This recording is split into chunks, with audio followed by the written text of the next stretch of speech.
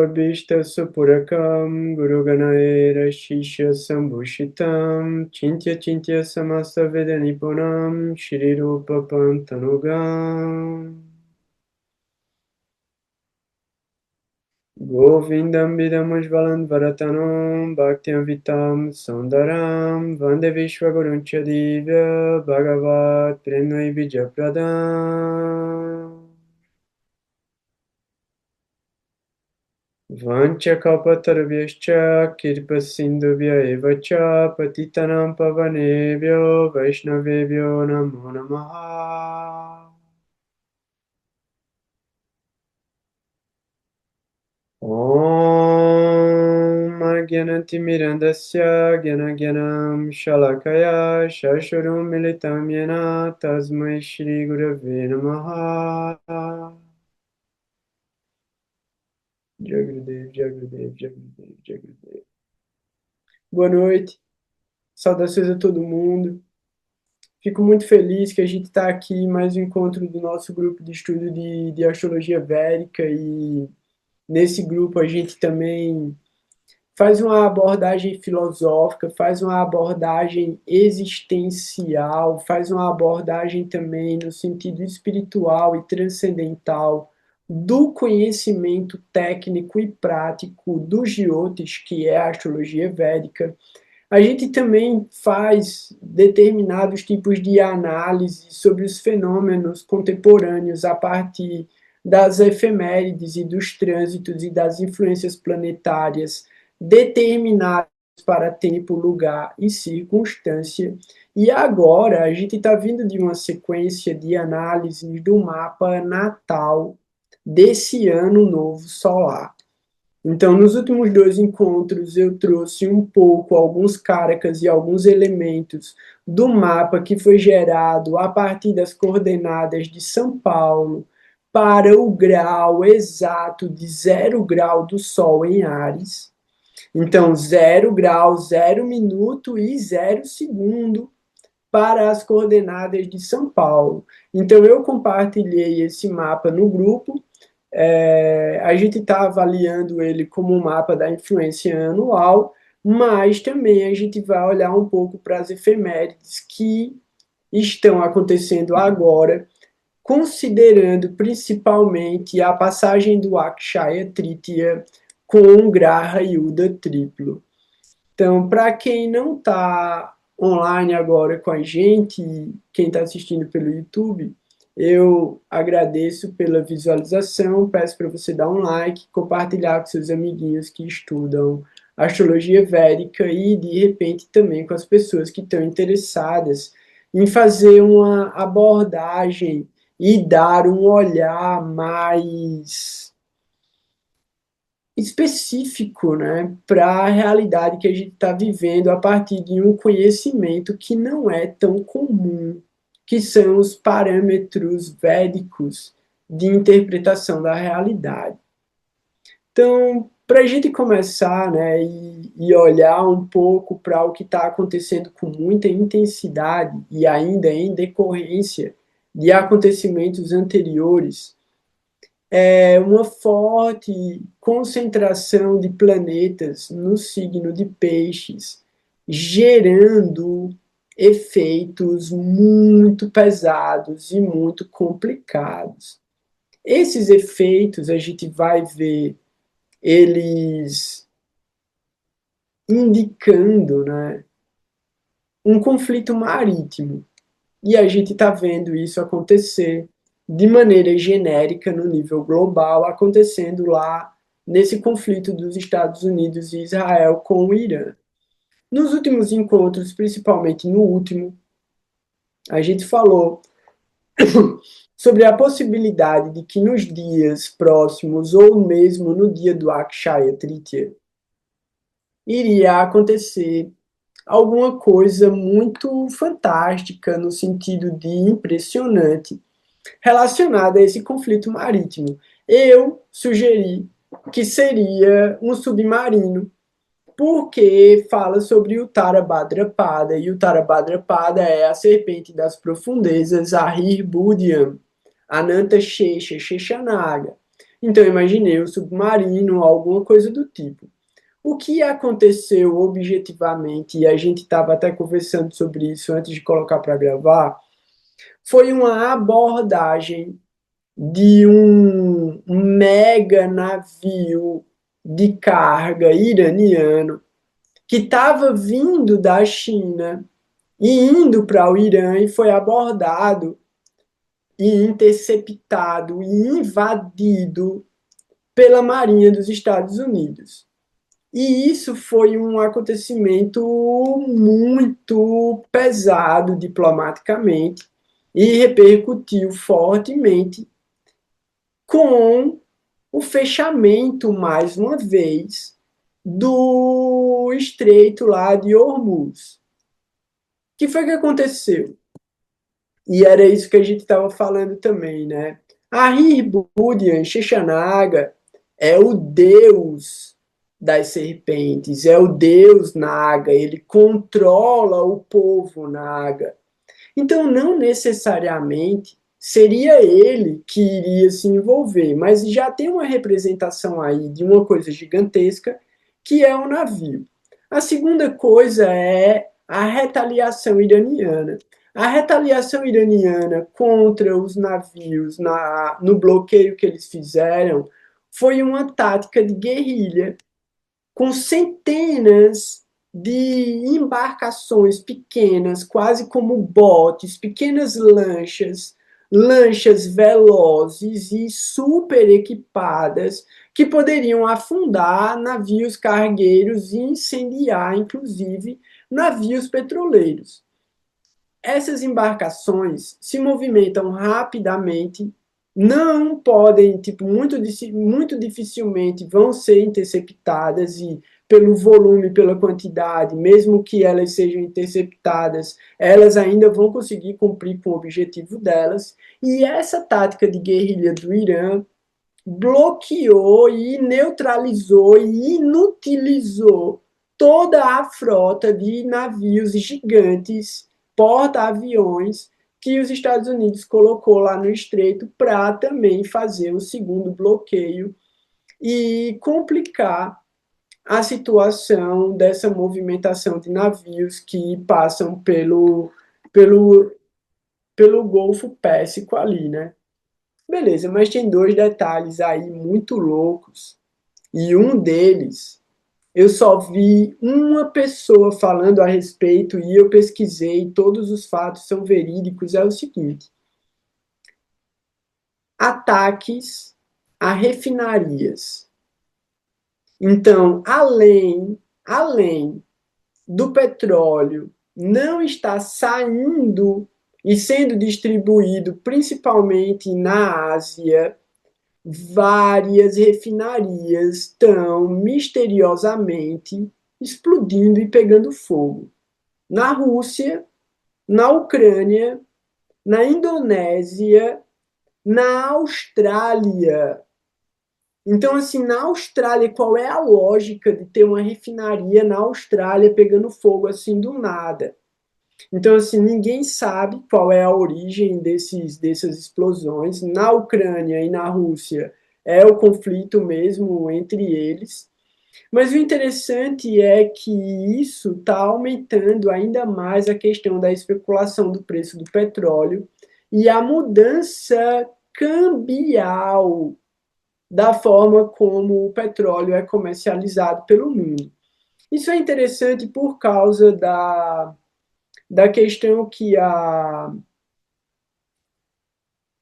Arama colocou aqui sobre a casa 2 e a questão financeira e moral também. Eu não sei de onde foi que veio essa referência da casa 2. Acho que era por causa do mapa que a gente estava olhando.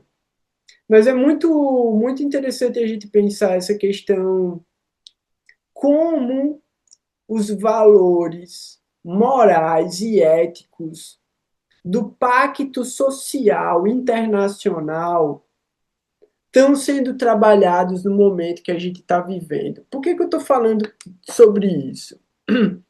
É interessante a gente pensar que, de uma certa maneira, um grande responsável pelo que está acontecendo é Erarro.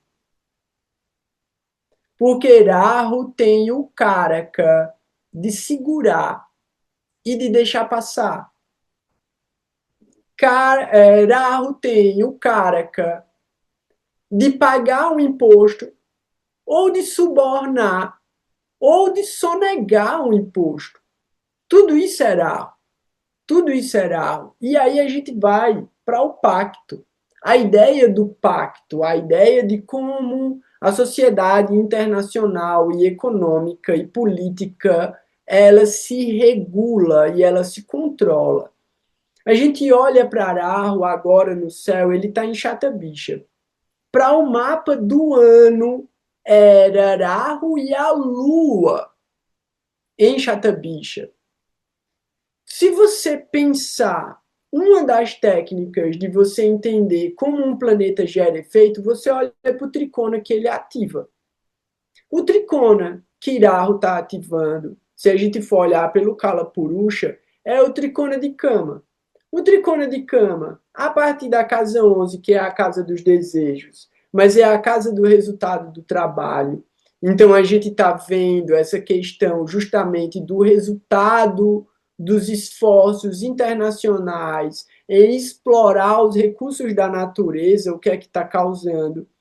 E a gente olha o reflexo disso numa comunicação, numa expressão e numa tentativa imperialista ou uma tentativa de independência do imperialismo. Isso seria a casa 3 se manifestando. E a casa 7, através do signo de Libra, o pacto social, através de Suati, que é regida por Arro. Então a gente tem regido por Arro em Gêmeos a Adra, olhando para o grau do tricona que está sendo ativado, a gente está tendo o tricona que é regido por Arro ativado. E esse tricona carrega a energia de Ardra, que é a tempestade, e a gente estava falando sobre as tempestades, carrega a destruição, carrega a renovação e carrega aquilo que precisa ser purificado. Carrega aquilo, leva embora aquilo que não serve mais. Suati apresenta exatamente agora que a gente está enxergando a hipocrisia do pacto social. Esse pacto social que a gente continua empurrando ele com a barriga, ele vem do iluminismo. Ele vem de uma necessidade, de um germe, de uma semente do liberalismo contra a monarquia. Como é que isso se encaixa para a gente hoje? Que pacto social é esse? Então, tudo está sendo que ser revisto, tudo está sendo que ser, está tendo que ser retrabalhado. E isso está impactando diretamente na moral e na ética que a sociedade adotou, que a nossa sociedade contemporânea adotou. Porque onde está a ética, onde está a moral e onde estão os valores espirituais, se a gente permite que os palestinos sejam exterminados, e a gente permite que várias guerras que vieram se desenvolvendo nos últimos anos na África eliminassem também várias etnias. E aí a gente vê toda essa guerra ilusória, midiática, segregando e separando as pessoas. De uma certa maneira, isso traz para algumas pessoas a consciência de buscar pela verdade e de buscar por uma verdade que está além dessa cobertura material. E é aí onde a gente entra dentro dos valores espirituais. E esses valores espirituais, sendo uma resposta, que aí nesse caso é um olhar de Saturno para Sagitário. Então, olhar que Saturno manda para a 10ª casa a parte dele e sai do signo de Peixes, ativa a casa 9. Mas isso ativa para todo mundo, se a gente for olhar pelo cara Purusha de uma maneira genérica? Não, não ativa para todo mundo. Ativa para quem já está há algum tempo dentro desse processo de autoaperfeiçoamento, porque é isso que Saturno traz.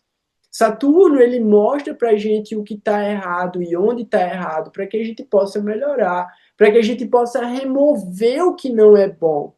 E agora, Saturno transitando por Peixes, e a gente considera isso, desde que ele entrou em Peixes, ele está tentando mostrar para a gente um monte de coisa que não está certo e que a gente pode, na vida da gente, pelo menos tomar consciência e tentar fazer o que é melhor para o nosso desenvolvimento espiritual. Então, todo esse conflito, né? E aí a gente olha justamente para o que aconteceu agora no Akshaya Tritiya e para hoje. E aí tem coisas muito legais, né? A gente, inclusive, isso que é fantástico, a gente vive de uma maneira genérica um grande conflito mundial, um grande processo de degradação econômica, política, moral, ética e espiritual, mas ao mesmo tempo a gente está em dias extremamente auspiciosos para a gente se desenvolver espiritualmente. E é aí onde eu acho que o antagonismo gera o desenvolvimento e o progresso. O desafio gera a evolução. E é a partir desse desconforto existencial com a realidade dessa natureza ilusória sobre a gente que a gente pode ter alguma motivação a tentar ser melhor. Então, é nesse lugar que a gente agradece a Saturno por ele ser justo e ele mostrar para a gente onde está a injustiça. E é a partir desses parâmetros, um parâmetro de afeto, de compaixão, de humanidade verdadeira, que a gente pode fazer alguma coisa pela gente para dar o exemplo e tentar favorecer as outras pessoas. Então, antes de eu entrar nesses dias auspiciosos que são agora, essa semana, na próxima quarta-feira eu ainda vou falar sobre os dias auspiciosos que vêm a partir da próxima quinta. Então, hoje eu vou me conter em eventos que vão acontecer amanhã e no sábado, então dia 23 e dia 25, e na próxima quarta eu falo sobre o que vai acontecer dia 29 e dia 30. Rama, tá com a mão levantada e aí se alguém quiser falar mais alguma coisa também, a gente continua olhando esses caracas. Fala aí, Rama. Ô, Goura, é só para contextualizar minha pergunta, é que a Ana disse, né, dos valores financeiros, mas que relacionando com o Tarabadra, que ela viu que esses valores eram mais profundos. Aí por isso que eu cheguei nesse lugar da casa 2, porque é uma casa que fala da família, né, que é quem sustenta, que traz a estabilidade, né, na vida material, mas que ao mesmo tempo fala de hábitos, né, dos maus hábitos. Então, por isso que eu relacionei, que também traz esse viés da educação, do contexto, de como que a gente vai aplicar, né, esses valores financeiros que estão associados com os valores morais. Entendi, entendi. Eu entendi. Na hora que eu li, eu olhei para o mapa do céu e aí eu não entendi, mas agora contigo falando, eu entendi de novo e eu acho que você não sabe por que eu entendi. Então, eu vou explicar. Não tem. Porque assim, falou a casa 2 eu falei, mas veio casa 2 velho, de onde? Casa 2 de quem? Casa 2 a partir de aonde? Tipo, casa 2 eu não sei nem onde é que eu tô, onde é a casa 2 tá ligado? Mas aí eu pensei, não, vamos lá, Cala Purusha, casa 2 touro. Pô, mas não tem ninguém em touro, tá ligado? Cadê Vênus, tá ligado? Eu olhei, mas Vênus tá em Áries, o que é que ele tem a ver com isso, né? eu olhei, agora ele está em touro, mas quando eu olhei, eu estava olhando o mapa do ano, né? E aí eu não vi, mas a questão aqui, mais uma vez, é Saturno. Eu estava falando sobre Saturno, que manda o olhar dele de Peixes para Sagitário, mas Saturno também manda o primeiro olhar dele para a terceira casa, a parte dele vai para Touro. É exatamente isso. Então é exatamente Saturno apontando. Ele aponta numa direção e ele fala: onde estão os valores espirituais? Onde estão os mestres? Onde está a reverência ao conhecimento transcendental? Onde está o sacrifício que leva para a peregrinação? Onde que está esse desejo de autoaperfeiçoamento e de evolução? Aí ele olha também para Touro. E ele fala qual é o resultado dessa busca pelo conforto, qual é o resultado de todo mundo abrindo a boca para dar opinião, sem ter tipo fundamento e estrutura para estar dando opinião. Qual é o resultado dessa busca desenfreada pela satisfação dos sentidos e pela acumulação de riqueza? Então, isso está dentro de Touro, né? E tudo isso está sendo ativado por quem? Por Saturno. E aí a gente nem falou do Shakti Drishti. Porque se a gente olha para o Shakti Drishti que ele manda para a Virgem, a gente fala sobre esse lugar dessa hipersensibilidade. A gente nasceu e foi criado numa geração de tanto conforto que a gente não sabe qual é o significado do sacrifício, da austeridade e da vida simples, não, pô. A gente tá. É muito louco isso. Quando eu era, tipo, adolescente, eu ouvi um professor falando que a gente, e eu era adolescente, nem era a vida que a gente tem hoje. A vida que a gente tem hoje é melhor do que a vida que eu tinha quando eu era adolescente. Eu garanto isso para você, e quando eu era criança também. Então, quando a gente estava nessa situação difícil lá atrás, ainda assim esse professor falou que se alguém da Idade Média, um nobre da Idade Média, tivesse o conforto que a gente tem hoje, ele seria considerado assim, tipo, ele consideraria a gente, né, como pessoas extremamente ricas e tipo, abundantes, né, completamente confortáveis e livres de misérias. Livre de misérias. Então, pensa assim, a gente chegou num lugar da história, né? Que a gente não morre mais de sarampo, a gente não morre mais de cólera, a gente não morre mais de rubéola, a gente não morre mais de tuberculose, a gente não morre mais de coqueluche, a gente não morre mais de um monte de doença, a gente não morre mais de raiva, a gente não morre, não tem mais poliomielite, não tem mais sei lá, eu poderia fazer uma lista de 200, 300 coisas, tipo peste negra, cólera. Ninguém morre mais dessas coisas, velho. Que mundo é esse que a gente tá vivendo que as pessoas não morrem mais de cólera? Que não tem mais rato mordendo as crianças na rua? Tipo, que. Aí, esse é o mundo que a gente tá. Que mundo é esse que as pessoas não estão vivendo de comer batata com cebola todos os dias? Ou uma sopa rala de ervilha ou de beterraba? Essa era a vida das pessoas, pô. Olha o mundo que a gente está vivendo hoje. E aí a gente, tipo, não tem consciência disso. A gente não tem consciência de praticamente nada. Nada da realidade onde a gente está inserido. Isso é Maia. Então, assim, um mínimo de consciência que a gente tem já é muito importante para a gente estar plantando essa semente no coração das pessoas, pô.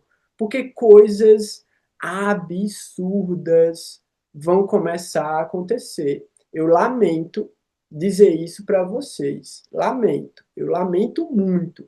Mas a gente vai ver coisas que vão adoecer o coração da gente até o final do ano.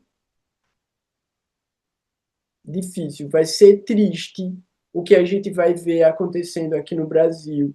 E eu lamento muito mais, porque eu tenho que parar de falar isso, mas eu avisei, velho. Eu avisei que logo depois que o Trump fizesse a bagunça dele lá no Irã, ele ia vir para o Brasil, mas ele ia vir para o Brasil com os dois pés no pescoço. E assim, ele tá vindo, mas ele tá vindo babando mais do que um cachorro doente, velho. Então, assim, se prepare que a gente vai vivenciar um dos piores momentos da história do Brasil. A gente vai vivenciar isso até novembro. Vai ser triste. Então, preparem o coração, rezem bastante, peçam muito amor, peçam muito afeto, peçam muito perdão e muito compaixão, porque todo mundo vai ser testado. A gente vai passar por um grande desafio e não vai ser fácil. Não vai ser nem um pouco fácil. E fala aí, Cris.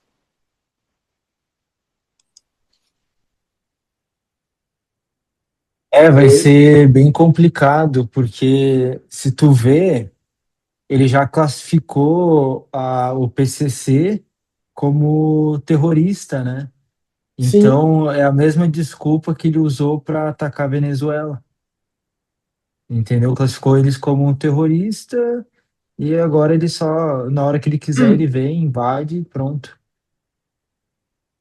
véi, tem coisas que, assim, muita gente tem coragem de falar, e eu falo só porque eu sou maluco e pouca gente também ouve as coisas que eu falo. Mas, assim, teve uma denúncia de um dos caras da ABIN, então, assim, é a inteligência, estilo a CIA do Brasil, né, a ABIN. E esse cara da ABIN já é um cara que não é bem visto dentro da ABIN. E ele denunciou que tem pessoas infiltradas dentro das Forças Armadas, dentro do governo e dentro da ABIN, trabalhando tanto para os Estados Unidos quanto para Israel. E assim, é muito forte a influência dessa galera dentro desses órgãos do governo. E assim, isso não é um detalhe. Esse aparelhamento ele aconteceu desde o governo, desde o fim do governo da Dilma. Esse aparelhamento ele já está acontecendo. E quando houve a transição do governo, que entrou esse governo agora do Lula, ele não desmantelou esse aparelhamento. Então a gente está realmente num momento bem complicado, institucional, dessas influências internacionais. Além disso tudo, tem a questão da classificação do narcotráfico como terrorismo no Brasil, tem a questão da Amazônia, tem a questão do PIX, tem a questão das terras raras e tem agora o Lula que está em todo lugar. O Lula está abrindo a boca e ele está mandando ver contra o Trump e contra os Estados Unidos, porque ele já percebeu que se ele ficar quieto, o Trump vai botar para cima, e se ele falar, o Trump vai botar para cima do mesmo jeito. Então, Na 2, né? Agora voltando na casa 2. Na 2 da casa de um dos mapas, de vários mapas do Brasil, né? É ascendente aquário, né?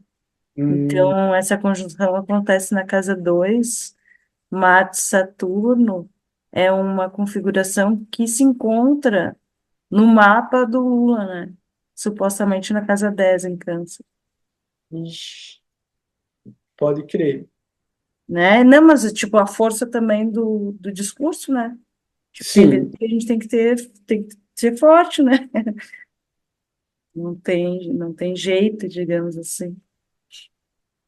então, eu eu não vou dizer que eu tô com medo, porque eu não tô com medo, não. Eu quero ver a bagaceira rolando mesmo, porque a gente nasceu para ver essa bagaceira rolando. Mas a questão toda é imprevisibilidade total, pô. A gente está num momento de uma instabilidade bizarra em vários níveis, de diferentes canais.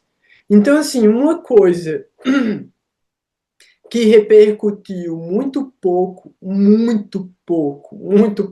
e aí você vê, tem alguma coisa muito errada acontecendo com os meios de comunicação.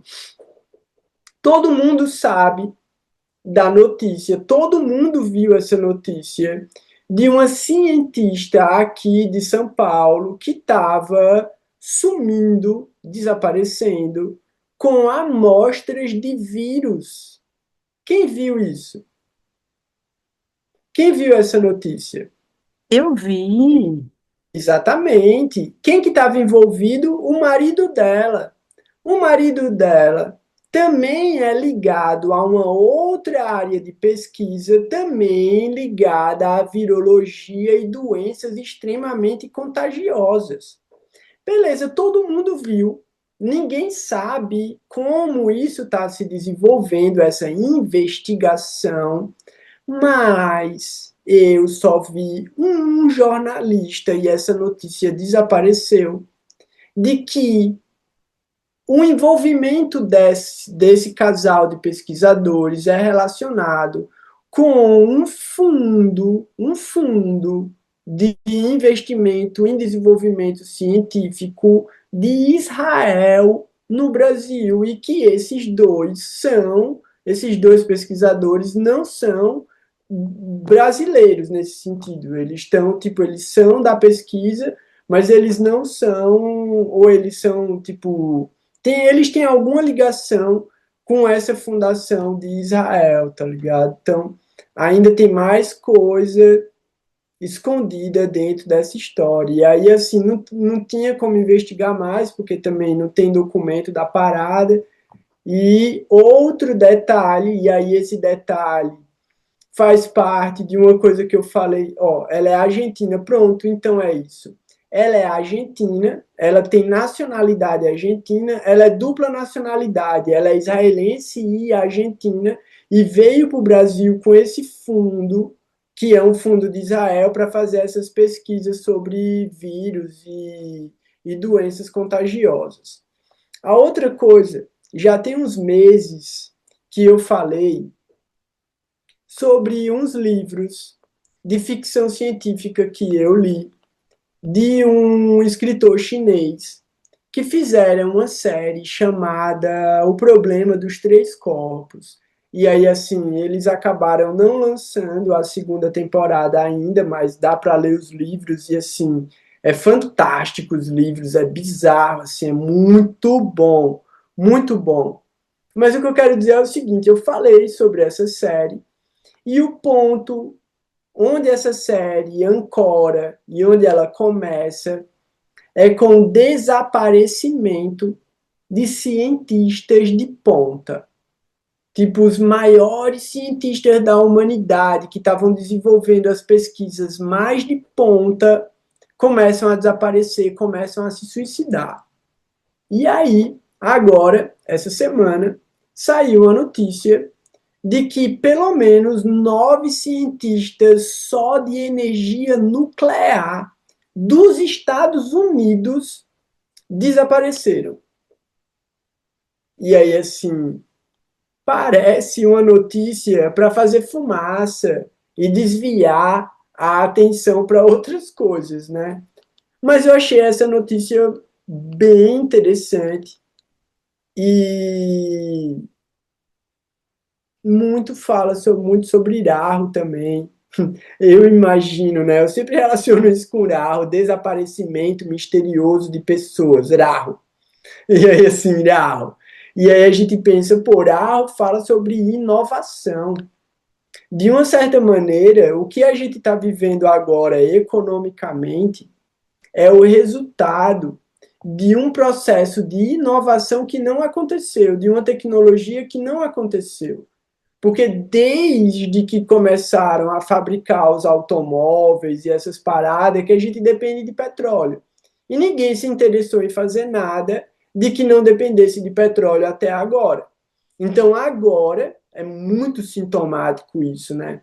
No exato momento em que essa economia baseada na energia elétrica, então carros elétricos, veículos elétricos e um monte de recursos elétricos começa a se desenvolver, a gente entra no maior conflito da história por causa de petróleo. Nunca é aleatório, nada, nunca é de bobeira, né? A Rafaela colocou, chata bicha, teria como relacionar com energia nuclear? Sim. Sabe por quê? Chata bicha é representado pela Lemniscata. A Lemniscata é a cobra, a serpente, que morde o próprio rabo. E isso representa o círculo. E o círculo vazio é a representação de chata bicha. Aí o cara fala, beleza, mas até aí nada disso explica a energia nuclear. Então, o que acontece é, o átomo, ele é formado por esse encapsulamento do próton e o nêutron, feito pelo campo eletromagnético que é formado pelo elétron em movimento. Então é muito legal você pensar o seguinte, o átomo, ele é uma ilusão do ponto de vista físico, porque a matéria que é formada pelo átomo é simplesmente uma interação de partículas elétricas que têm peso e massa. Por quê? Porque é tudo movimento. Então o elétron ele está girando tão rápido ao redor do próton e do nêutron que ele cria um campo, mas esse campo não é sólido. E é esse campo que cria uma ilusão de superfície. Então, não há superfície, o que há é um campo, e esse campo interage com outros campos. E de acordo com a quantidade de elétrons que aquela determinada partícula possui, ela vai ter mais carga ou menos carga e vai se diferenciando, né? Então, do hidrogênio até os elementos atômicos que vão ter mais de 200 até 300 elétrons. É muito legal isso, porque essa era a minha parte do curso de astrologia que eu dava lá em 2016, 2017. Eu falava sobre essa força de influência cósmica, luminosa e eletromagnética que é gerada pela interação dos corpos celestes, né? E aí, qual que é a doideira? Que o Sol, ele está explodindo hélio para gerar hidrogênio. Então, o Sol, ele está arrancando elétrons do hélio para fazer hidrogênio, e aí esse hidrogênio ele se funde, ele se transforma, e vai chegar um momento em que não vai ter mais hélio para queimar, só vai ter hidrogênio. Aí o Sol, ele muda de características, né? Porque quando ele começar a queimar hidrogênio, galera, ele vai tocar fogo em Mercúrio, ele vai tocar fogo em Vênus, tudo vai desaparecer, porque vai ficar muito forte o fogo de hidrogênio. Beleza. O que é a energia nuclear?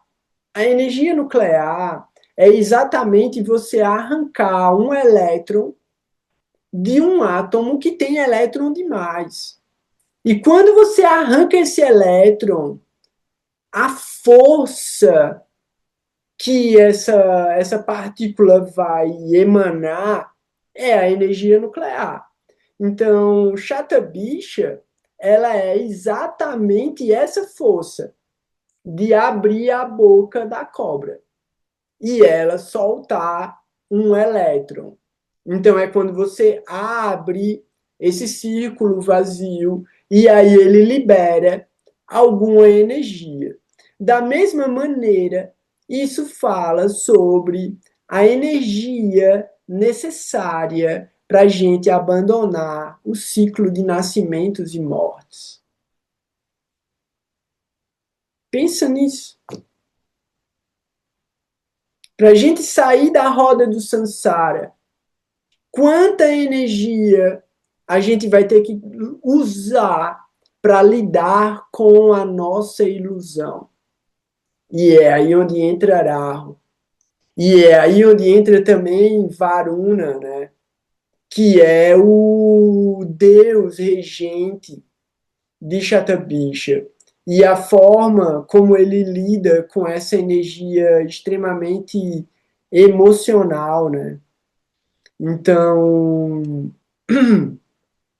é bem interessante fazer essa correspondência.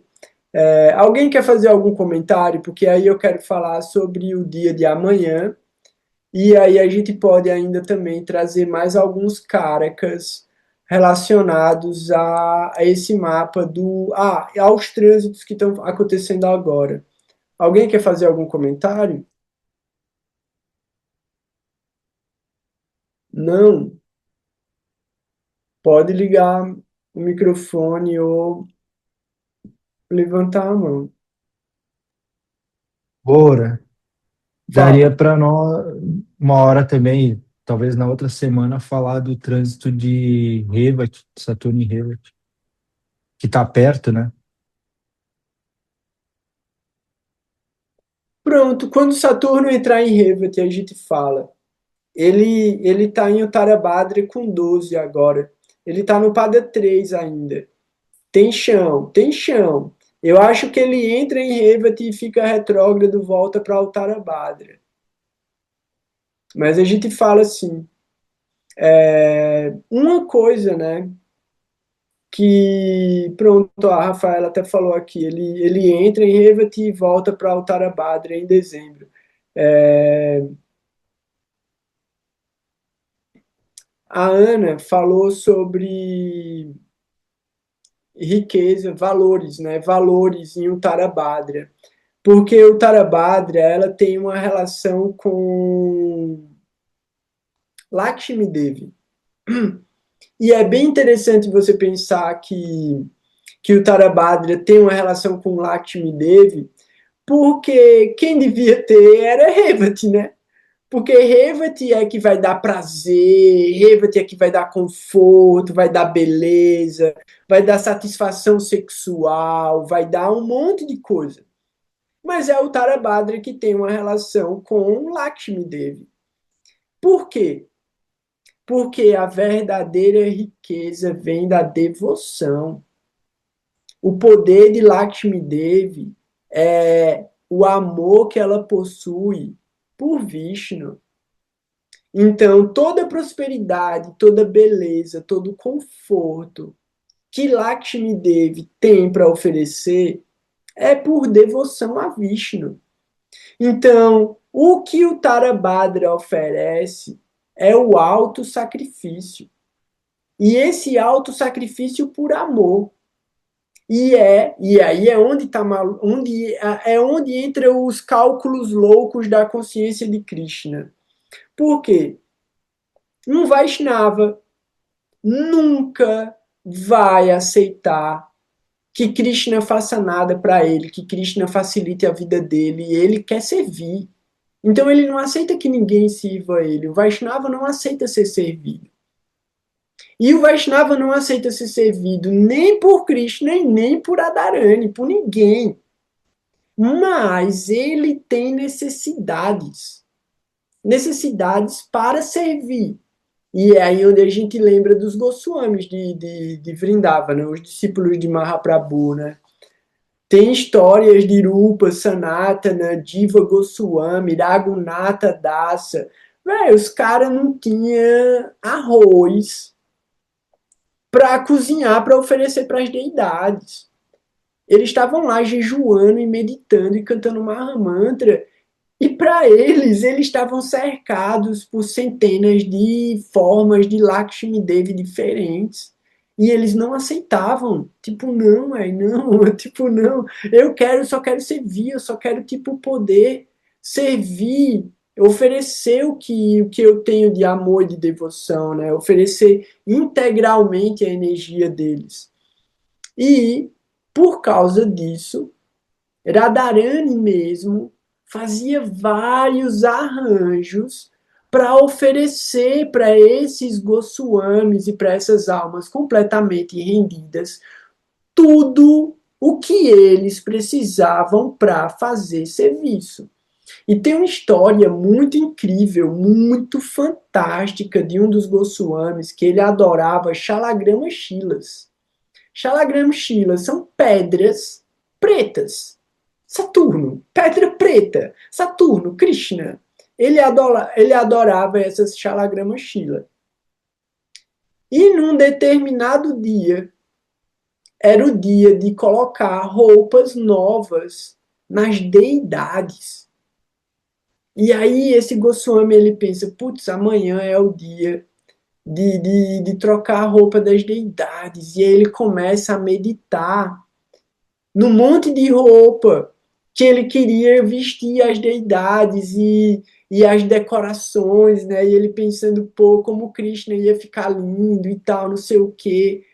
Mas aí ele volta aí para a realidade, né? E ele pensa, pô, mas o que eu tenho são pedras. Não tem como vestir roupa em pedra. E como assim? Eu não tenho nada. Eu não tenho nem arroz para oferecer para essas deidades.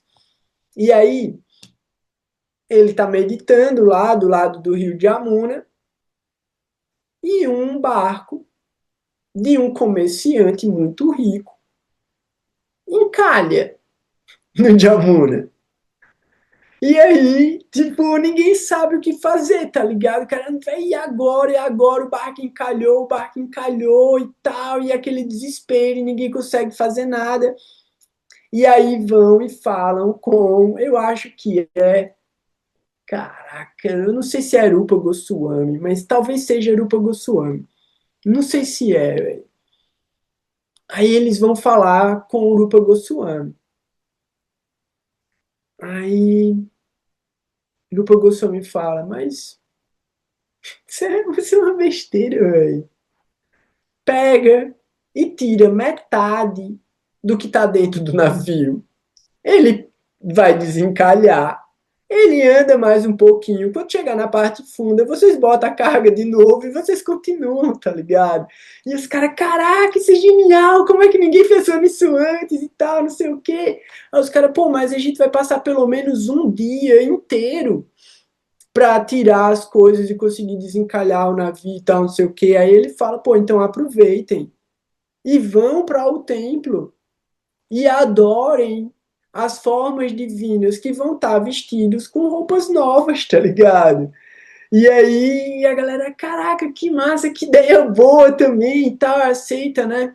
E aí eles vão embora. E aí Rupa Goswami pensa, né? Putz, mas o que eu queria mesmo era as roupinhas, tá ligado? Pra colocar nas deidades e tal. E ele continua nessa viagem, né? nessa ideia. E aí ele vai dormir. E quando ele acorda para adorar as deidades, ele abre o saquinho. Quem é que tá lá dentro? Radharamana, pô. A deidade de Radharamana. As Shalagrama Shilas se fundiram e se formaram numa forma de Krishna que é Radharamana, que é feito de uma pedra preta. E ninguém sabe como é que ela foi esculpida. E essa deidade, ela saiu de Vrindavana no século XVII e ela foi para o Rajastão. E, assim, o templo de Radharamana é fantástico, é incrível. E aí, o que foi que aconteceu? Quando apareceu a deidade, ele ficou assim, caraca, como é que isso aconteceu, né? As Shalagrama-shilas se transformaram em Krishna e tal. Nisso, chega os servos do cara do barco com umas malas carregadas de doação para, eu acho que é Diva Goswami, e no meio dessas doações, as roupinhas para as deidades que ele queria, tá ligado? Então, assim, muito incrível a gente entender, né, como a natureza ela se transforma para oferecer para o devoto puro aquilo que ele deseja para o serviço devocional. Então, Lakshmi Devi, aí, ó, Radharamana, exatamente. Essa deidade, ela é assim, ela é surreal, pô. Só de imaginar eu me arrepio todinho, tá ligado? E ela é bem pequenininha, pô. Ela é pequenininha, tá ligado? Ela é muito poderosa. E a primeira vez que eu vi, assim, eu achei ela muito exótica, tá ligado? Tipo, logo quando eu conheci a consciência de Krishna, eu olhava para essa deidade e eu sentia uma atração muito forte. E eu não sabia da história, eu não sabia de nada. E eu fazia, caraca, esse Krishna, ele é meio havaiano, né? Ele tem uma energia meio moderna, uma coisa meio havaiana, mas uma coisa meio sufista, uma coisa meio. Tipo, ele tem uma estética muito, muito, muito linda, velho. E assim, eu sou apaixonado por essa deidade, tá ligado? Assim, é incrível. Radharamana Dio. E psicodélico, totalmente psicodélico. E o nome das deidades do ashram daqui de Campos do Jordão é Radharamana. Foi o Goswami Maharaj que deu, tá ligado? E aí, assim, putz, que lindo, não podia ser outra coisa, né? E é isso, então, assim, Saturno gera uma relação meritória.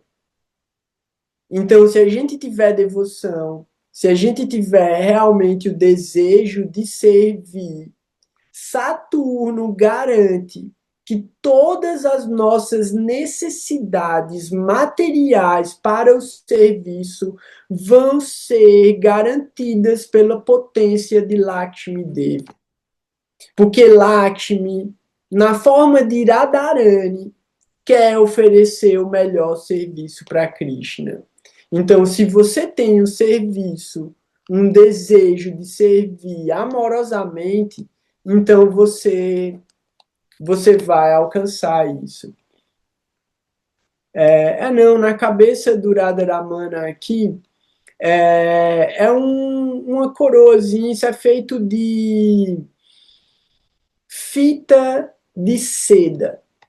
Então, esse tipo de fita daqui, ó, essas fitinhas de seda, tem um jeito de você fazer um nozinho, uma dobrinha nelas, e você vai enrolando, e você vai fazendo várias artes malucas. Então, isso aqui são duas fitazinhas de seda, dobradas e enroladinhas, como se fosse um turbante, com esse enfeite na frente.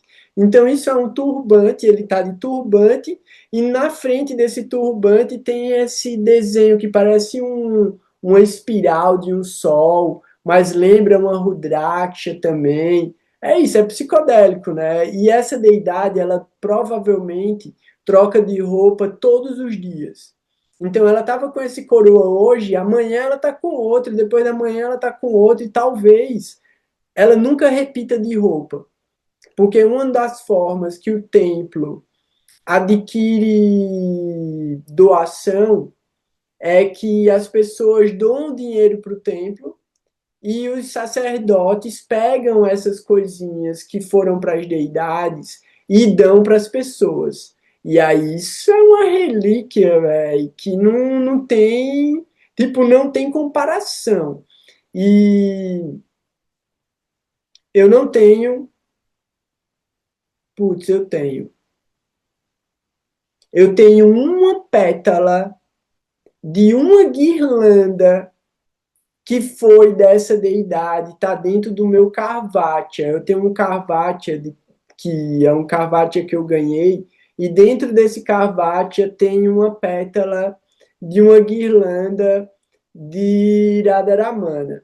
Mas eu quero colocar dentro desse Carvatia também um pedacinho do tecido do que foi de uma roupa de Gurudeva, do Samadhi de Gurudeva, e um pedacinho do tecido também que eu tenho de uma Sharp, de uma coisinha de enrolar no pescoço, que foi para a deidade de Srinathaji, lá em Natadwara. Então foi um dos Brajavasi que mora lá, que é amigo do Pujari, que aí ele era meu amigo, aí ele falou com o Pujari, e o Pujari deu esse paninho para ele, e aí é um paninho também que fica no meu altar e é super especial. Ó, fotografar o quê? A cavalo? Então, peraí. Deixa eu mostrar para você, deixa eu abrir aqui, eu dei uma geral no altar, o altar tá bem bonito. Eu vou ligar. Putz, eu tenho que falar ainda sobre o Ganga Puja. Deixa eu abrir aqui.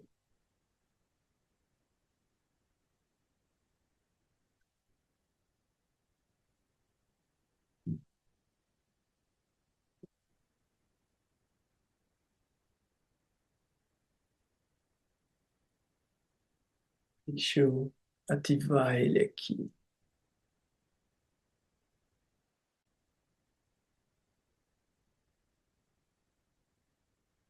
Foi. Pronto. Deixa eu maximizar aqui para eu poder ver. Eu não vou conseguir. Mas aí eu mostro para vocês aqui. O Caravaggio que eu falei é isso daqui, ó. Tá vendo esse baúzinho aqui? Dentro desse baúzinho aqui que tá essa pétala da guirlanda. Esse tecido laranja aqui, que é o tecido que veio de Srinathaji. E esse colazinho aqui de miçanga, dá para ver? Também veio de Srinathaji, veio da mesma deidade. Aí aqui tem umas rudrakshas, ó, que são rudrakshas que têm faces diferentes. Tem com 3 faces, tem com 4 faces. São rudrakshas bem especiais.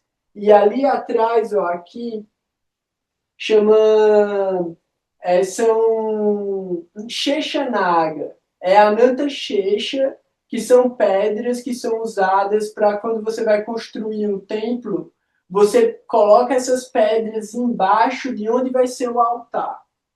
Daí aqui é o meu altar para o Senhor Shiva, aí tem Shiva, tem Ganesha, tem Nandi, tem as Navadurgas lá atrás, tem umas Japamala também de Rudra, ó, umas Rudrakshas, e aí aqui em cima é o meu altar para Gurudeva, ou aqui, pronto. E aí aqui no meio, ó, aqui é o pedacinho de tecido que foi da roupa de Gurudeva, do samadhi dele. Aí aqui tem um quadrinho do Madhusudana Maharaj. E aí na moldura eu coloquei as pétalas de uma guirlanda que eu fiz para ele e depois ele me deu a guirlanda de volta. E aí aqui, ó, essas folhinhas aqui, elas são as folhas da árvore onde, Haridasa Thakur cantava japa, lá em Jagannatha Puri.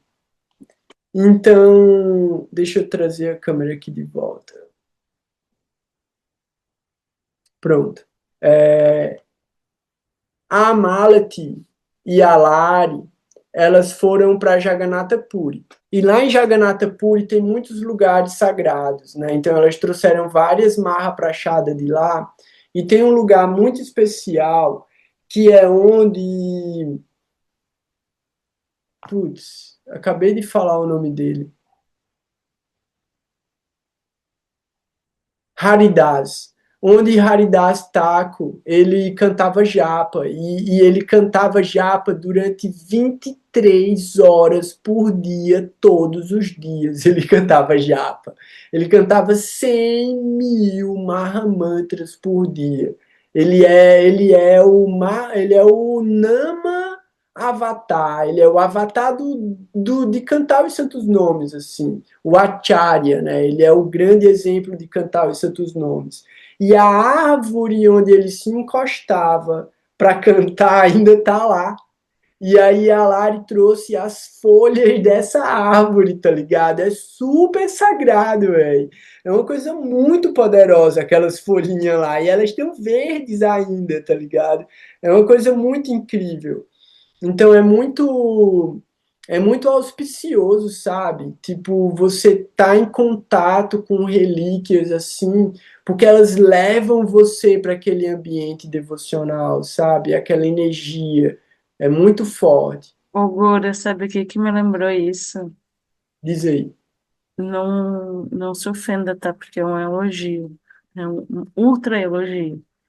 Sabe aquela coisa de criança, assim, que ela pega alguma coisa que ela encontra, ela dá de presente, assim. Nossa, aquilo, né? E daí, Então, sabe aquela historinha que, tipo, um tempo atrás rodou muito, que era um cachorro que dentro de uma escola, assim, de criança pequenininha, sabe? Então, tipo, ele via as crianças indo no bar, né? E aí ele ia no bar e levava umas folhinhas para trocar por lanche, lembra? eu vi isso, eu já vi isso aí. Pode É crer. tipo assim, essa, né? Porque a riqueza, assim, num olhar bem inocente, sabe? E, né? Tipo, muito espiritual mesmo, no sentido de até as coisas materiais, ver riqueza nessas coisas materiais que são um traço do divino, né? Manifesto. Muito Sim. bonito, eu acho isso. E é muito louco porque os primeiros contatos que eu tive com a consciência de Krishna, a minha tendência era sempre de querer levar alguma coisa para casa, tá ligado? Então eu ia para Vrajadama, que é o templo, e aí eu via que tinha uma pedra no altar, só que era uma pedra de Govardhana, tá ligado? Só que aí eu peguei uma pedra de Vrajadama e levei para casa. Eu falei, não, essa aqui é uma pedra de Vrajadama. E aí quando eu fui morar no ashram de Campos do Jordão, eu tive uma experiência também bem mística numa cachoeira lá e aí eu peguei uma pedra também e eu adoro essa pedra, é o Senhor Shiva aqui no meu altar, tá ligado? É Shiva, tá lá e eu faço o Yagyan dele, e o Yagyan de Shiva é o quê? Joga água na cabeça dele, esfria a cabeça do Senhor Shiva. Então assim, tipo, esfria a cabeça dele, velho. Aí todo dia eu jogo uma aguinha nele, isso. Então, até para já ter o gancho para a gente falar sobre Ganga Puja. É, e aí eu vi aqui que o Cris falou que tem um cliente que o cachorro dele faz isso também. Ah, Os não, cachorros. esse vídeo aí do cachorro tem que filmar e tem que botar lá no teu YouTube lá pra gente, e manda um link pra gente ver. Pô, Vamos, Tá já faz bom. vamos parte. hypar esse vídeo aí, porque isso aí, pá, isso é uma preciosidade. É, Cara, e ele faz uma Cora, cara de pidão, os olhos, tipo assim, de inocente, sei lá. é uma coisa fofa, né?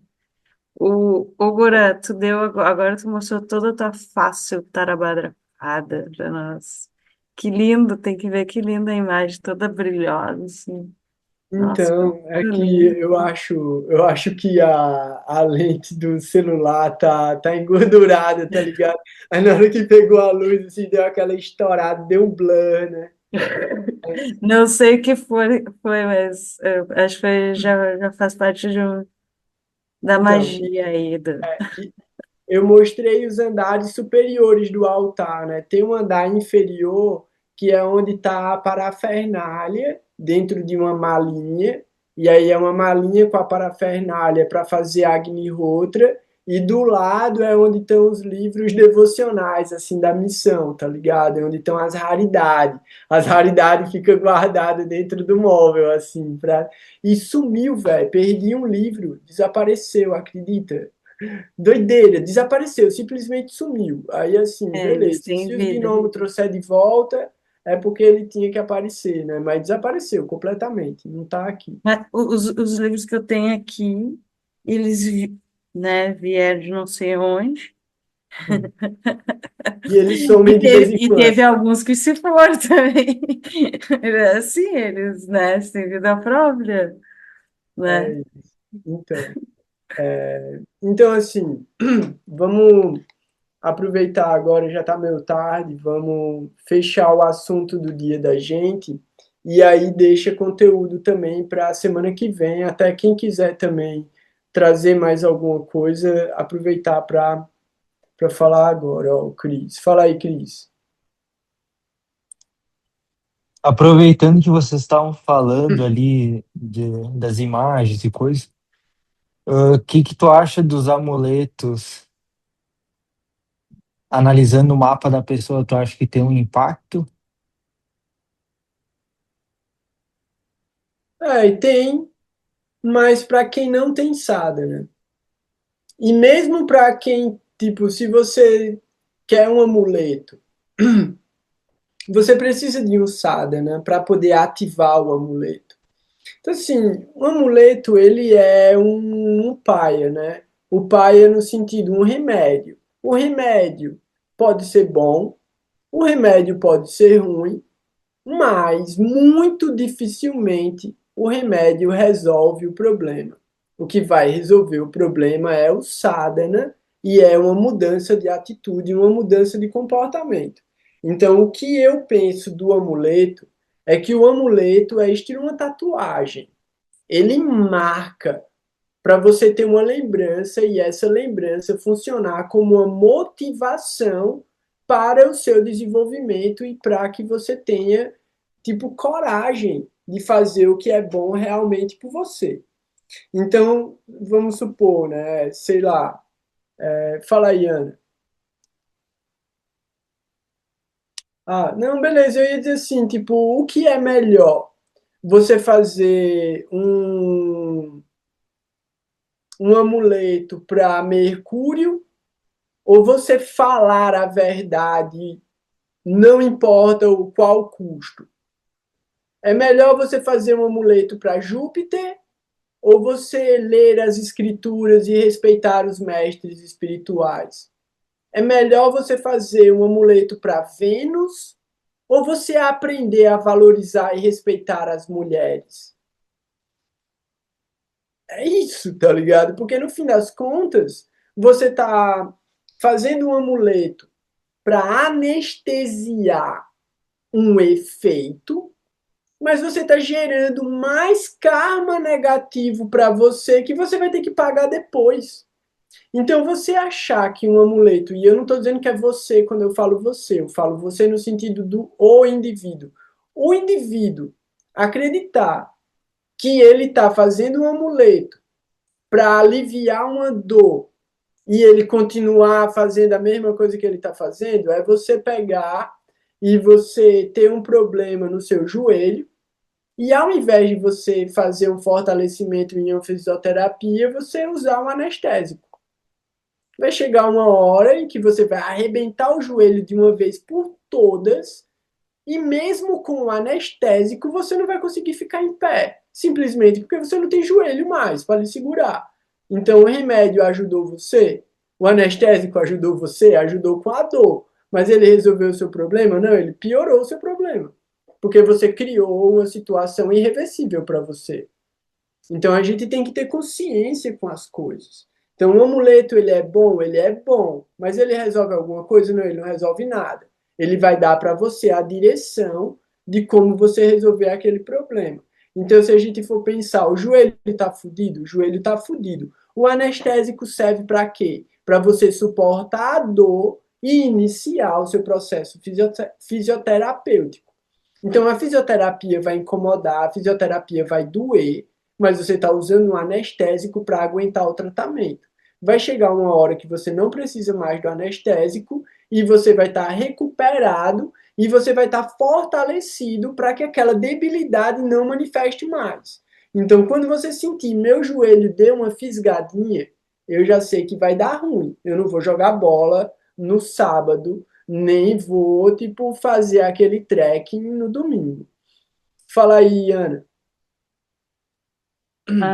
Tem uma pergunta ali, ó. Tem momentos preciosos para fazer joias. Não sei se você pergunta, mas tem. Acho que as nakshatras de Virgem, principalmente Rasta e Chitra, e de Libra, né? A Chitra é parte de Libra também. A Lua nesse posicionamento. E eu queria fazer uma pergunta para ti, porque eu estava estudando, tô fazendo o estudo das nakshatras, fazendo a rodada completa, né? E daí eu vi um negócio, eu fiquei, tá, não lembrava disso. Que o Tarabadra é bom para fazer fundação também. Tipo, Mula e o Tarabadra, né? E, inclusive, tinha a observação da questão dos templos e altares também. Sim. Então, essa E tua. também essa coisa do fundo do oceano, né? A Isso. fundação, né? Procurar pelo lastro, né? Então você vai colocar a base onde ela se sustenta, e para isso você vai ter que ir lá para o fundo, você vai ter que ir para onde ninguém quer ir, né? Você vai ter que fazer o trabalho que ninguém valoriza, você vai ter que fazer o que ninguém olha, mas é exatamente aquilo que sustenta tudo que está em cima. E o E Tarabadra é esse fundo, né? Esse fundo do oceano, até as profundezas da própria Terra. E também o fundo do oceano, né? Da água fundo do universo, do né? O universo. fundo do universo. O O ponto Akashi, né? Ponto é, do Akashi. Ponto exatamente. máximo, digamos assim, né? É, Tá, essa fala aí de Ganga vou falar, Satami. sim, vou falar também. É só para fechar a pergunta da Rafaela sobre momentos auspiciosos para fazer joias, e aí a Ana falou, né? As nakshatras, principalmente de Rasta e Chitra, elas trazem a habilidade para você confeccionar essas coisas. Algumas coisas específicas precisam ser levadas em consideração para saber se a pessoa realmente vai ter poder para fazer aquilo ou não também. E aí isso fala sobre a casa 8, isso fala sobre o signo de Escorpião, principalmente de Esta.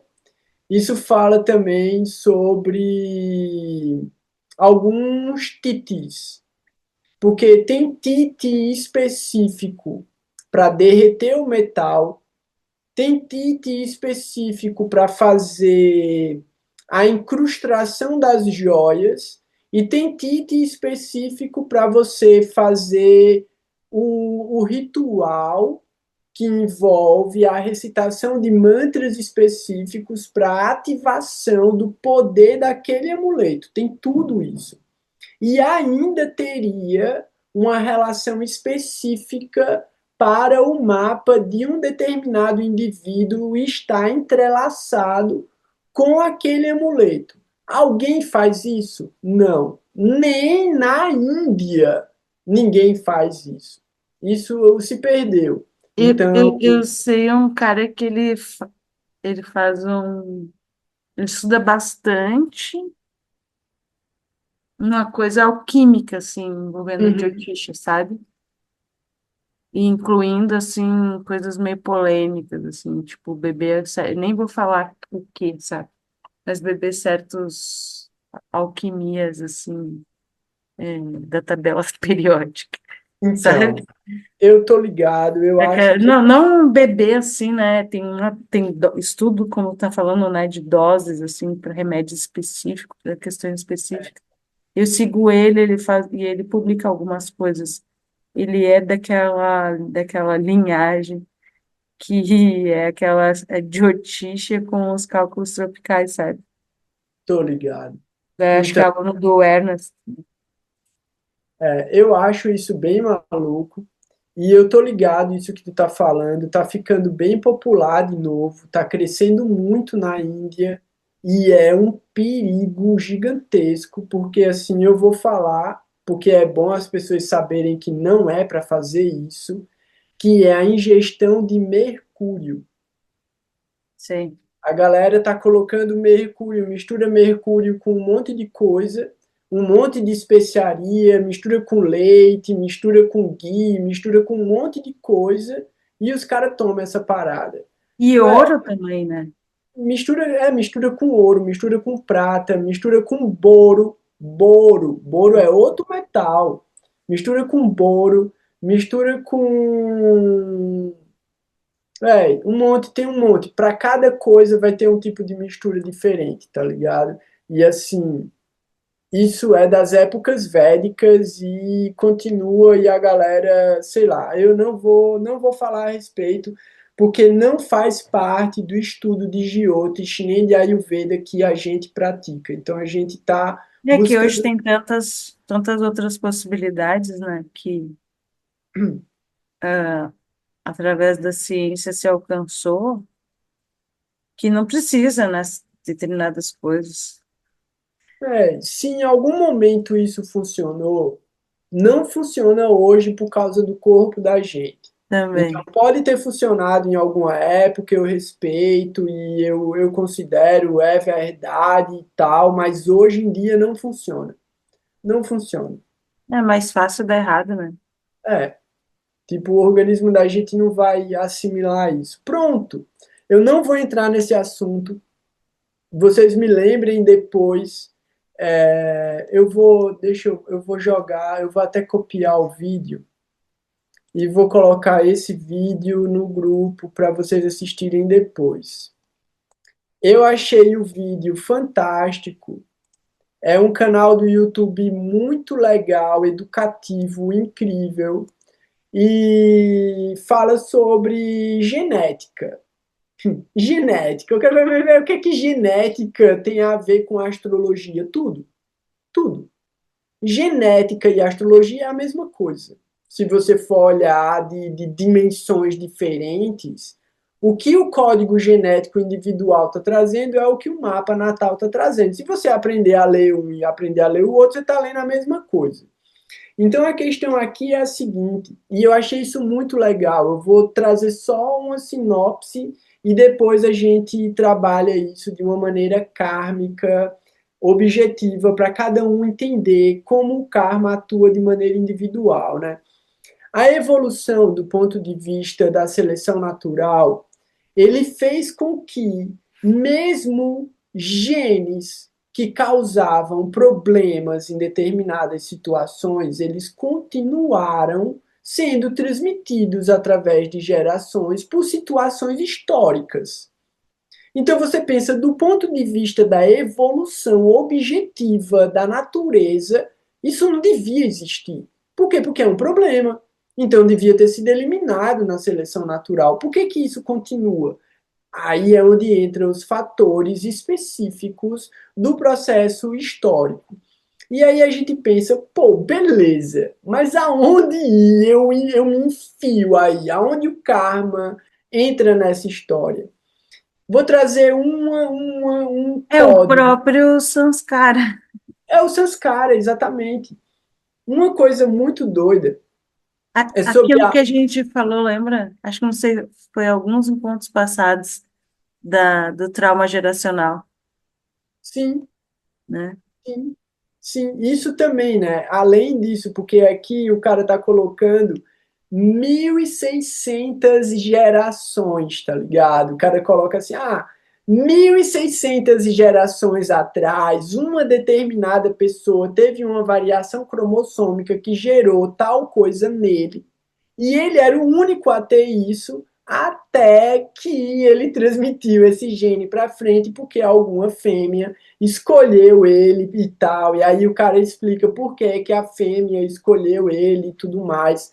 É bem louco, é bem interessante, mas o que eu quero dizer é o seguinte: por um ponto de vista, a gente pensa, não, todo mundo tem as mesmas possibilidades, né? Mas você coloca. É melhor, eu quero que vocês assistam e depois a gente fala a respeito disso, porque fala sobre alguns tipos de particularidades que uma determinada pessoa pode ter e uma outra pessoa que viva a mesma coisa não vai ter. E aí um fator é a obesidade. E aí você vê, tipo, pô, pessoas que comem do mesmo jeito, trabalham do mesmo jeito, dormem do mesmo jeito, têm o mesmo estilo de vida, e uma fica com obesidade mórbida e a outra nem fica gorda. Aí o cara pensa, caraca, mas que é isso, velho? Do ponto de vista genético, é uma proteína. É uma proteína que gera uma mudança no DNA que faz com que o organismo daquela pessoa transforme, tipo, todo o excesso em gordura que ela acumula no corpo. Enquanto a outra pessoa tem um outro cromossomo em que ela elimina a gordura nas fezes. Aí o cara pensa, beleza, mas e aí? É o karma. É o karma.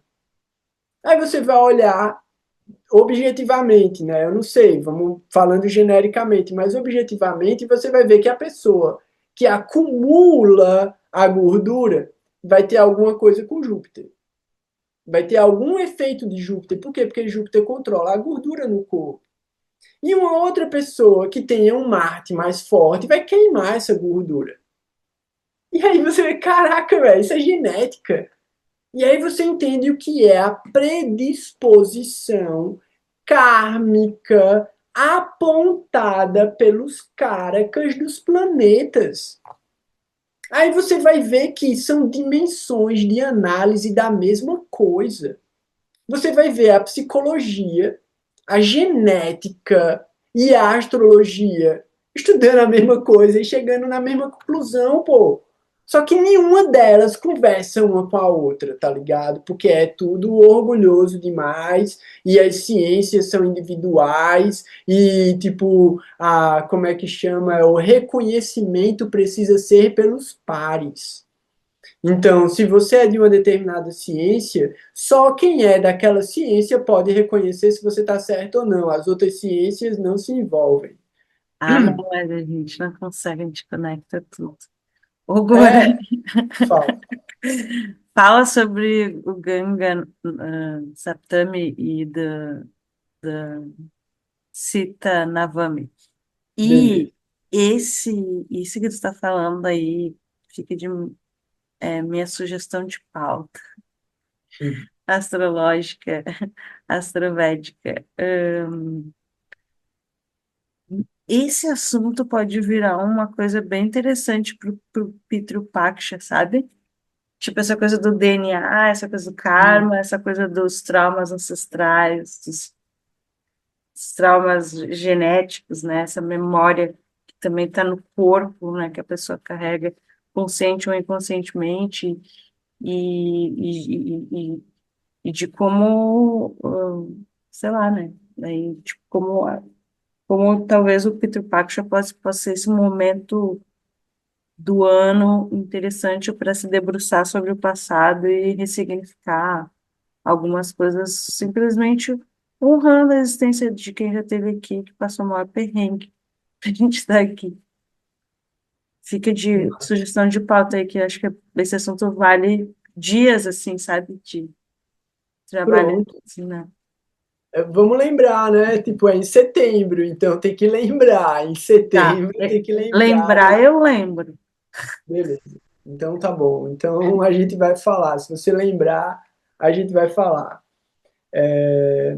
Então, com muita reverência e muita importância devocional, a gente olha para o dia de amanhã, que é o dia de Ganga, Ganga Puja, Ganga Jayanti, como uma grande misericórdia e uma grande auspiciosidade, que é a nossa possibilidade de se purificar dos nossos erros e do nosso karma. Ganga é a grande misericordiosa que desce para esse mundo para purificar os seres humanos, né, principalmente dos pecados e do karma. E como que isso acontece, né? São várias histórias interligadas e eu vou dar uma sinopse e aí a gente vai, porque são várias conexões que se formam a partir daí, a gente pode também desenvolvendo esses temas ao longo do tempo. Tem um passatempo que é um passatempo relacionado com Shravana, que fala sobre um avatar de Vishnu chamado Vamanadeva, que é Brihaspati, Júpiter, na representação dos Graha avatares.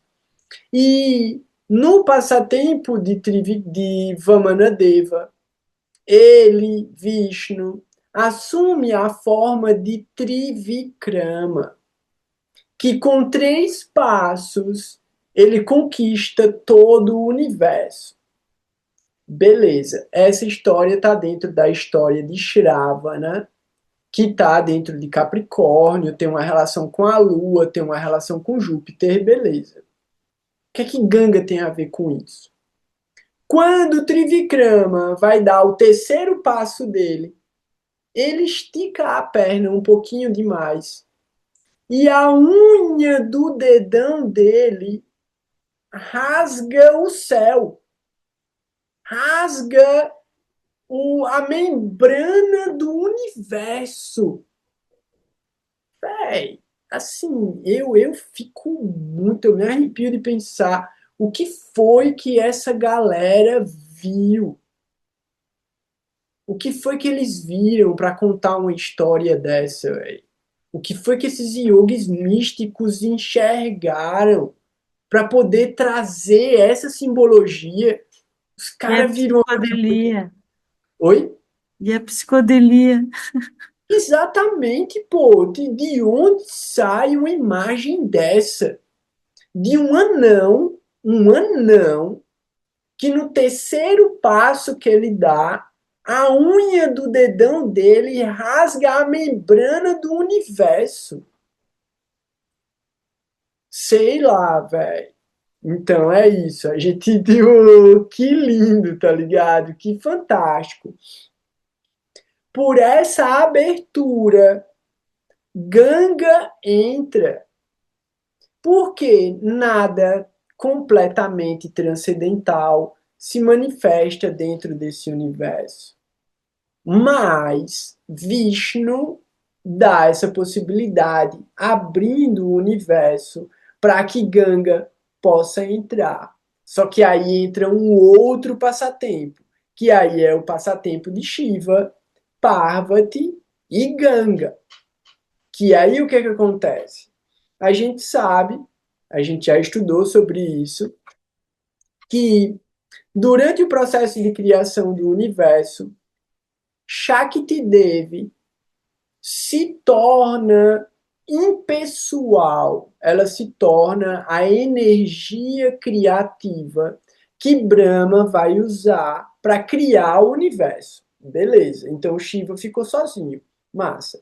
Mas aí acontecem várias situações, e numa dessas situações um demônio fica muito poderoso e recebe a bênção de só poder ser morto pelo filho de Shiva. Beleza. Aí o que acontece? Shakti Devi precisa se personificar de novo para poder casar com Shiva e poder ter o filho de Shiva que vai matar esse demônio. O filho de Shiva é quem? Kartikeya. Quem é Kartikeya? Mangal, Marte. Então a gente já falou sobre Júpiter, Brihaspati, a gente está falando sobre Mangal agora, o general. Beleza. O que acontece aqui? Vários passatempos até que Parvati nasce como Parvati. Parvati é a filha de Himavan. Himavan é o Himalaia. Parvati significa a filha da montanha. Beleza. Himavan só tem ela de filha? Não. Himavan tem uma outra filha, mais velha. Mais velha. Quem é a filha mais velha? Ganga. Qual é a regra? A mais velha casa primeiro. Sempre. Você não casa primeiro a caçula, você casa primeiro a mais velha. Ganga estava solteira. Resumindo a história, aparece Shiva. Quando Shiva aparece, Ganga se interessa. Ganga fala, pronto, vou casar. Aí Shiva fala, não, vim buscar a outra. Aí dá o rolo, dá confusão, dá treta. Por quê? Porque quem vai casar é Parvati. Parvati, desde pequenininha, desde nenenzinha, ela já sonha com Shiva. Porque na vida anterior dela, quando ela era Sati Devi, ela morre. Depois de casar com Shiva, ela se joga no fogo sacrificial que o pai dela fez, e aí é uma treta gigante, e ela se joga no fogo e morre. E aí ela nasce como Parvati, já lembrando de Shiva. Beleza, massa. Ganga fica satisfeita? Não. Ganga fica feliz porque a irmã dela vai casar? Não, nem um pouco, porque ela queria o marido da irmã. E aí ela vê a irmã casar, faz a festa toda e tal, e tá ela lá em Suarga louca. Tá ela com os deuses e aquela galera toda, Suarga louca, aquela parada toda.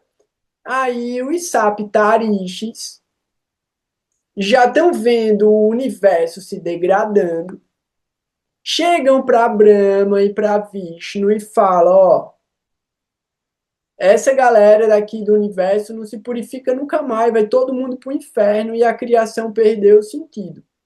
Então, assim, E o dedão de Vishnu tá lá em stop motion. Essas histórias são paralelas? então, tudo acontece o tempo todo. Então, a linha temporal aqui, ela é completamente recortada.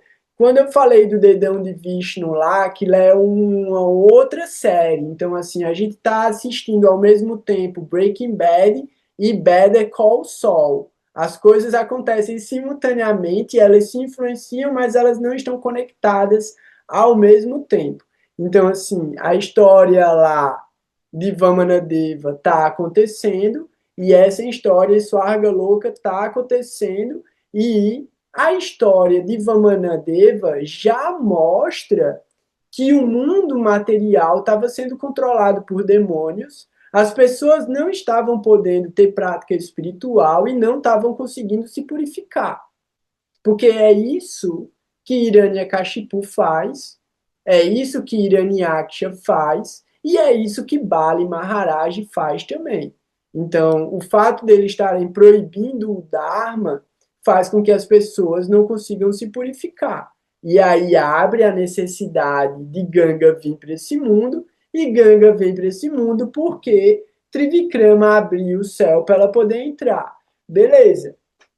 Nesse momento que os saptaristas estão vendo que ninguém mais está praticando o Dharma e que todo mundo vai para o inferno, eles rezam e pedem para Brahma e Vishnu intervirem. E aí eles vão falar com Ganga. Eles falam, Ganga, você vai ter que ir para o mundo material para purificar o mundo material. E a Ganga fala, eu não vou. Eu não tô nem aí para essa galera.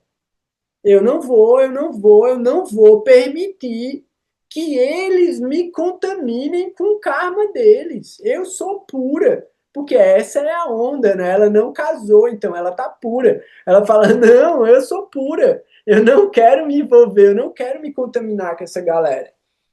E aí ela fala: "Eu só vou negociar se Mahadeva, Shiva vier aqui me pedir". Então, se Shiva vier aqui me pedir para eu descer lá, aí eu vou.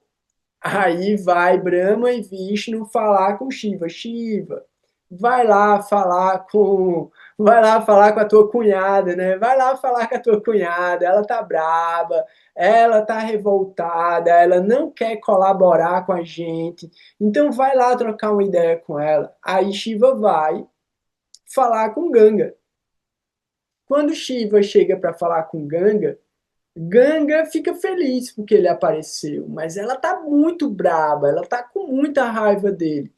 E aí Shiva fala, pô, Ganga, vai lá, desce lá, né? Vai dar misericórdia para os seres humanos e tal, não sei o quê. Não, eles não merecem, você não merece, você veio aqui me pedir as coisas, mas você não me dá nada em troca e tal, não sei o quê. Aí ela fala, então, eu desço lá, mas eu só desço lá se você aguentar o meu peso, você aguentar a minha força. E aí eu desço no mundo material.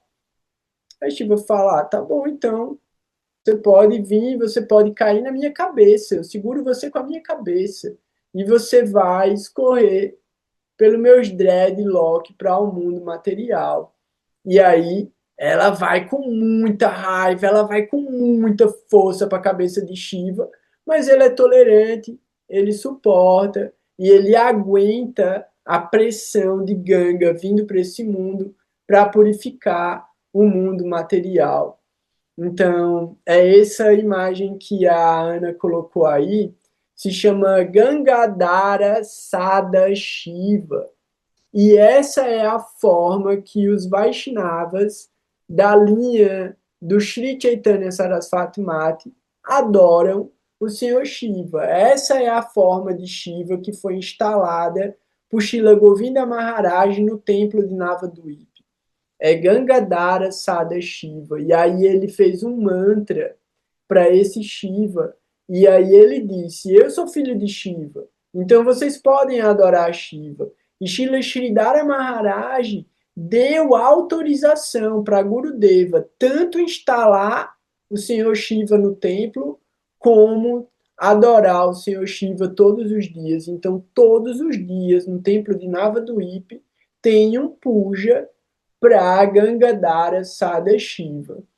E assim, por inspiração também desse serviço devocional de Gurudeva, eu tenho uma representação de Shiva aqui que todos os dias eu jogo água na cabeça dele para purificar o meu coração, para me acalmar, para me tornar tolerante, para me tornar humilde, porque é isso que Shiva tá demonstrando para Ganga, né?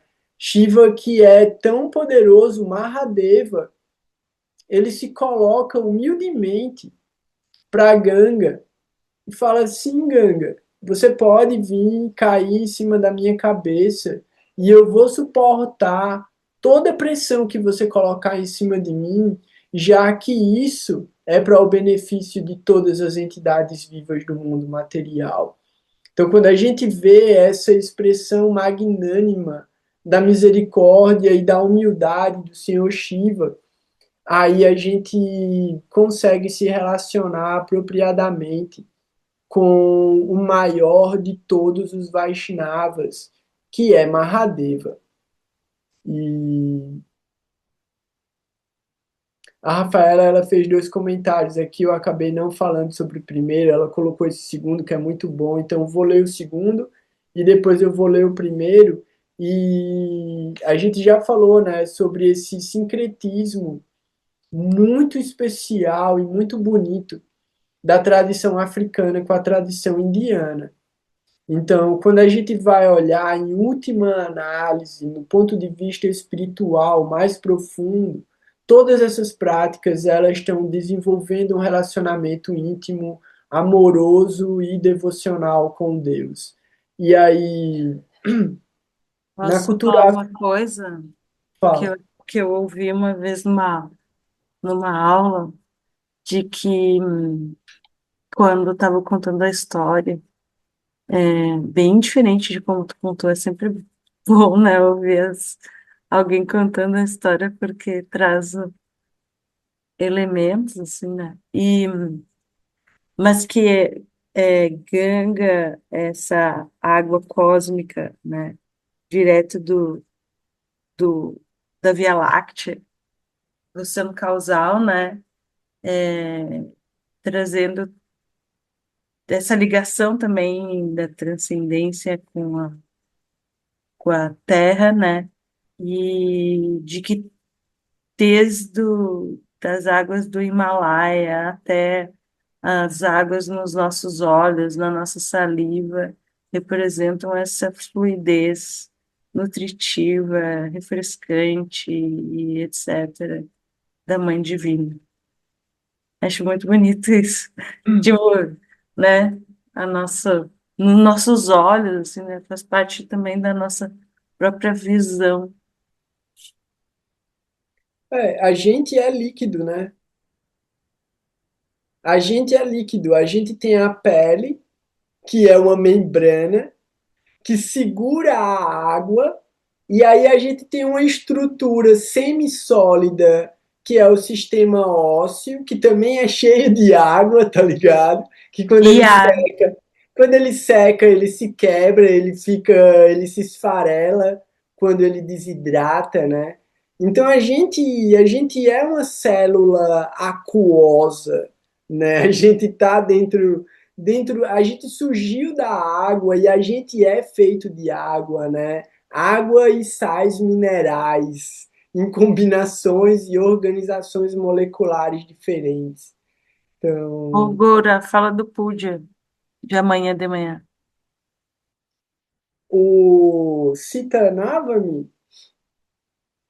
Não. Qual Pudia?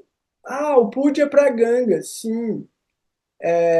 Então, aí é legal, né? Tipo, para quem achar apropriado, eu coloquei o mantra aqui. Eu até recitei o mantra, eu vou recitar ele de novo. Cadê aqui direitinho? Aqui. O mantra para invocação de todos os rios sagrados. Gange cha, Jamune chaiva, Godavari Sarasvati, Narmade Sindhu Kaveri, Jalesmi Sanidinkuru. Então esse mantra ele invoca todos os rios sagrados. O que é que dá para fazer? Você pega um copinho de água e aí você pode, né, se você quiser fazer direitinho, você vira para o leste, aponta esse copinho para o leste, recita esse mantra, pode recitar esse mantra umas 3 vezes, e aí você canta o Maha Mantra ou faz alguma outra oração, pedindo para as forças sutis, divinas e transcendentais conectarem você com essa força de purificação dos rios sagrados e que esses rios sagrados mergulhem dentro do copo e se misturem com a água que você está oferecendo. E aí essa água você pode usar para purificar o ambiente onde você vive. Você pode beber essa água também. Você pode multiplicar essa água. Então, tem devoto que, quando vai tomar banho, abre o chuveiro e canta esse mantra, e aí ele imagina que ele está tomando banho numa cachoeira do rio Ganges. Então, esse mantra é um super mantra de purificação, assim, para limpeza energética. É muito bom. E aí você pode fazer a sua limpeza e fazer a sua purificação, acender um incenso, cantar mantras também, para ser um dia disso, né? De limpeza mesmo, de purificação do seu ambiente, do seu corpo, dos seus pensamentos, dos seus sentimentos e das suas emoções. É um super sadhana, E a, e falando. a, e a Lua vai estar com Júpiter, né, em Punarvasa, entrando em Câncer. Então, Gaja Keshari aí, super poderoso, muito, muito benéfico e auspicioso também. Aí um comentário aqui relacionado ao que eu tinha falado antes, é um comentário da Rafaela, ela dizendo que na religião de matriz africana se diz que não se faz um ebó, um trabalho, se você não pensa em mudar o seu comportamento. Então isso é o ético, né? Foi quando eu falei sobre os amuletos e os remédios. Então, se você não está afim de mudar, de se transformar, o remédio e o amuleto, ele não vai fazer o que ele deveria realmente fazer se você tivesse disposto a fazer o que é correto de ser feito. Então, eticamente, as religiões africanas elas colocam a mesma coisa, né? O trabalho é bom, não deve ser feito para quem não quer melhorar, para quem não quer mudar, para quem não quer agir, se transformar. E o segundo comentário aqui da Rafaela foi aqui uma relação de acalmar a cabeça na Umbanda fala sobre o Ori. O Ori é uma abertura que tem no topo da cabeça que é muito característica, né, dos nenenzinhos, dos bebezinhos, que esse Ori está aberto, e aí é, teoricamente, por onde entrou o espírito, e aí depois ele se fecha e se solidifica, o crânio, os ossos cranianos, eles se solidificam, eles se colam. Biologicamente, esse espaço da cabeça ele está aberto por causa da necessidade da flexibilidade do crânio na hora do nascimento, para ele poder passar pelo canal vaginal e pelos ossos do quadril. Então, a pressão que o crânio recebe é muito grande. O fato de ter essa abertura diminui a pressão, né? Ele fica mais flexível nesse movimento de passagem. No Nordeste chama de moleira. A moleira. Aqui chama moleira. Por que moleira? Porque é mole. Então não pode pôr a mão na cabeça das crianças, principalmente na moleira da criança. Por quê? Porque o cérebro está exposto ali. Tem a pele, mas o osso está aberto. E nos processos de yoga mística, é dito que os yogis autorrealizados abandonam o corpo pelo topo da cabeça. Então esses ossos eles se abrem no momento da morte. E aí tem vestígios e evidências de que esse osso mesmo ele sofreu algum tipo de movimentação nesses yogis, né? As pessoas percebem que o crânio do yogi místico ele sofreu uma mudança ali no momento da morte. Então,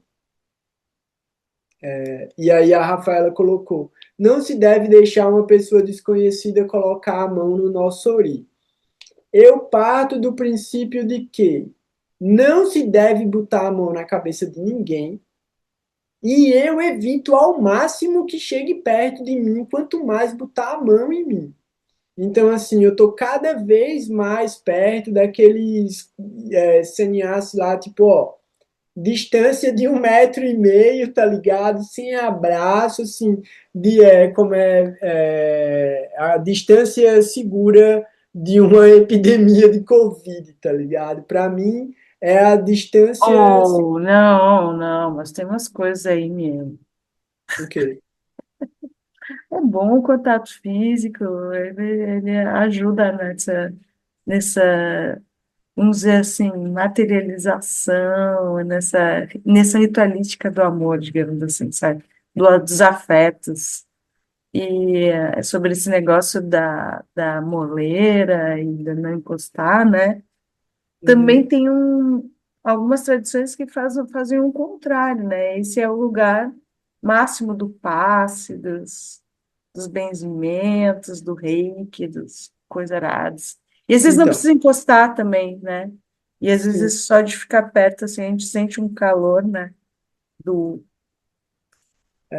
É que o comentário da Rafaela, justamente, ela até colocou ali, pessoas desconhecidas, né? Ou pessoas mal intencionadas. Então é nesse sentido, não deixar qualquer pessoa passar a mão na sua cabeça. O que eu tô falando é não deixe qualquer pessoa nem chegar perto de mim. Ah, isso, tá, entendi. Tipo, Tipo, esse eu, qualquer pessoa seria uma coisa, um pouco de discernimento desses afetos e contatos, né? Não, sim, também. no sentido de autopreservação da própria energia, sabe? E, Aham. e aí, em último caso, a cabeça.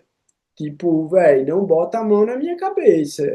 Não, não faça isso, tá ligado?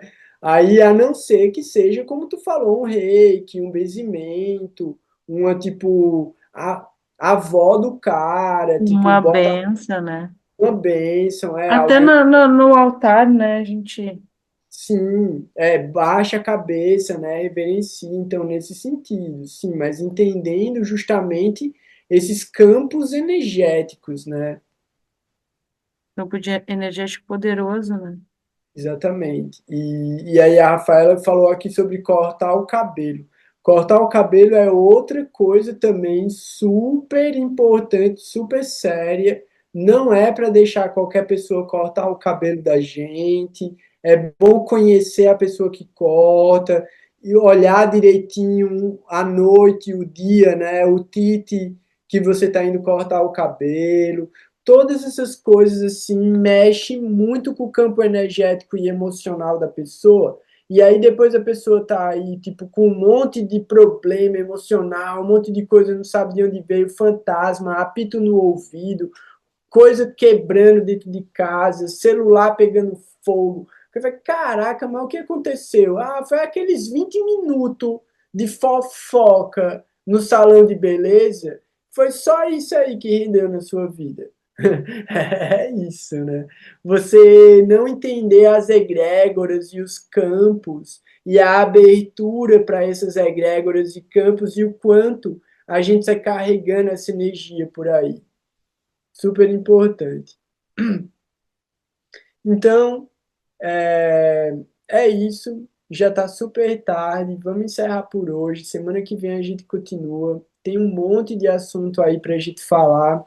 Agradecer demais a presença de vocês, agradecer a Ana, sempre colabora, sempre traz conteúdos super legais para a gente interagir, para a gente trocar. Agradeço demais a vocês a oportunidade de poder servir, de trazer esse conhecimento.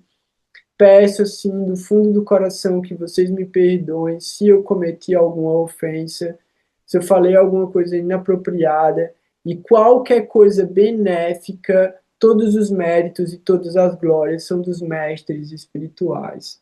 Então, se cuidem, aproveitem esses momentos auspiciosos para incrementar o sadhana de vocês.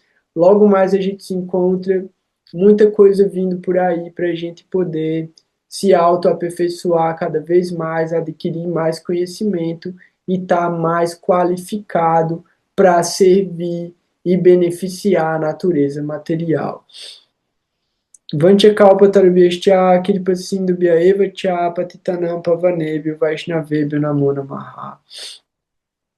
Jai Gurudev, Jai Gurudev, Jai Gurudev. Um abração, galera. Boa noite, bom descanso.